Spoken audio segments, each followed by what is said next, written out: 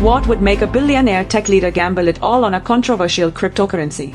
This is a story of Michael Saylor, the CEO of MicroStrategy, who transformed from a Bitcoin skeptic into one of its most vocal advocates.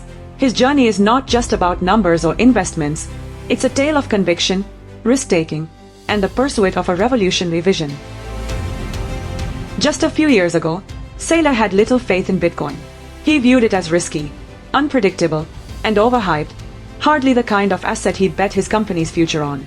For years, MicroStrategy, a software company, played it safe with traditional financial strategies.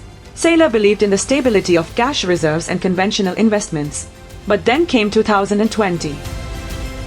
The COVID-19 pandemic turned the global economy upside down. Markets were volatile, businesses shuttered, and governments worldwide printed trillions of dollars to stimulate their economies. This surge in money supply sparked fears of inflation. To Saylor, it was like watching his company's cash reserves melt away. He needed an alternative, something that could preserve value in uncertain times. Saylor's awakening didn't happen overnight. Initially, he dove into research, scrutinizing Bitcoin from every angle. What he found changed his perspective. Bitcoin wasn't just a speculative asset. It was a digital form of gold, designed to be scarce, secure, and independent of any government's control. Unlike traditional currencies, which could be printed at will, Bitcoin had a hard cap of 21 million coins.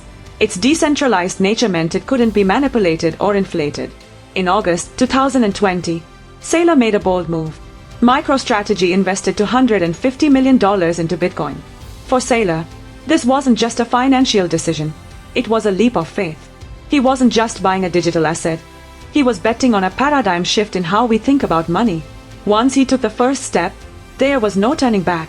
Saylor became a relentless advocate for Bitcoin. He described it as digital gold and the ultimate store of value. As the price of Bitcoin fluctuated, Saylor saw opportunities, not obstacles. MicroStrategy continued to buy, using every dip as a chance to acquire more.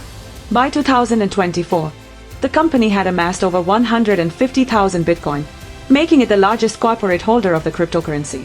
To fund these purchases, Saylor went beyond the company's cash reserves. He raised money through loans and bonds, doubling down on his belief that Bitcoin was the best way to protect and grow MicroStrategy's wealth.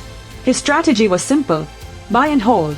While critics panicked over Bitcoin's volatility, Saylor remained steadfast, calling it the cost of opportunity. For Saylor, Bitcoin is more than just a hedge against inflation. It represents the future of money. He often compares it to owning land in Manhattan before it became a financial hub. Bitcoin is property in cyberspace, he says, emphasizing its potential to be the most valuable asset of the modern era. Bitcoin's appeal lies in its transparency, security, and fairness. Unlike traditional financial systems, which rely on centralized authorities, Bitcoin operates on blockchain technology, a decentralized, tamper-proof ledger. This makes it resistant to manipulation and ensures that no single entity can control it. Saylor's belief is rooted in Bitcoin's scarcity. He explains it this way: imagine owning something as rare as a diamond but as portable as a text message.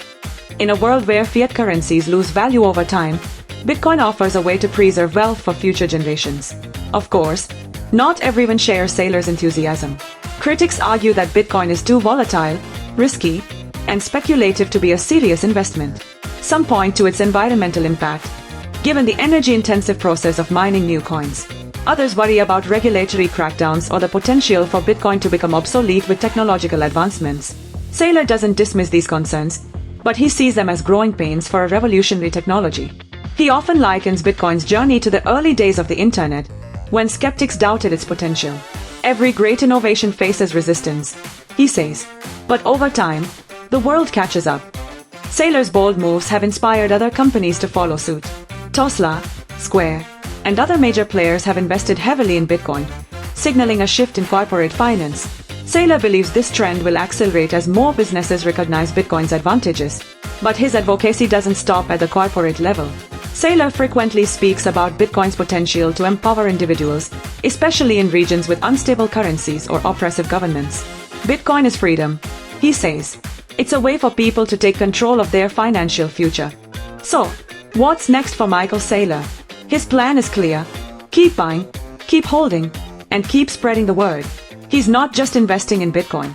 He's investing in an idea, a vision of a world where money is decentralized, fair, and accessible to all. Saylor's journey is a testament to the power of conviction. He saw an opportunity when others doubted, and he's willing to endure short-term challenges for long-term gains. Whether you see him as a visionary or a gambler, one thing is certain: Michael Saylor is helping to reshape the future of money. Do you think Saylor is right? Will Bitcoin become the currency of tomorrow? Or is it just a passing trend? Whatever the answer, his story challenges us to think differently about value, wealth, and the role of technology in our financial systems. The stakes are high, and the outcome could change everything.